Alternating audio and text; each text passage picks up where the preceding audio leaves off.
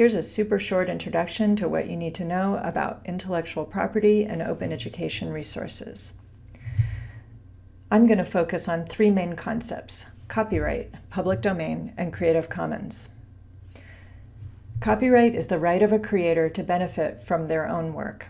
It can include anything fixed in a medium of expression, such as books, journal articles, web content, films, and a lot more. Copyrighted materials include the copyright symbol, usually, but not always. In general, copyrighted materials are not open education resources, but that doesn't mean you can't use them. You can use copyrighted materials through the fair use exemption if it applies. In general, copyrighted materials are not open education resources. You can still use copyrighted materials through the fair use exemption if it applies. You can link to library resources such as licensed library research databases, or you can ask for permission from copyright owners.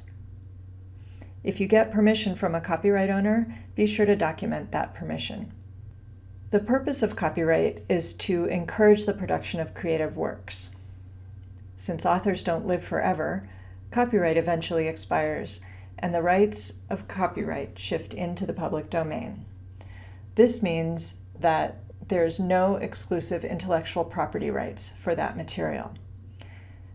Things can also go into the public domain if the owner forfeits or expressly waives their copyright. And then finally, copyright may just be inapplicable to certain resources. A primary example of that is government publications, which can't be copyrighted. So in general, a public domain is very open.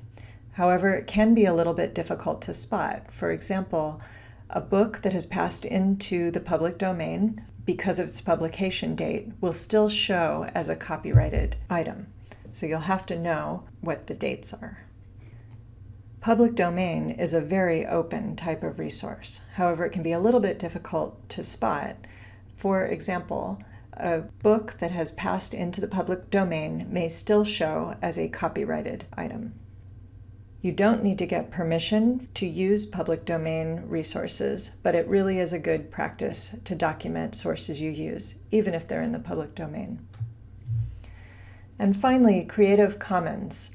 Creative Commons is a type of license that allows copyright owners to distribute their copyrighted material without giving up their copyright ownership.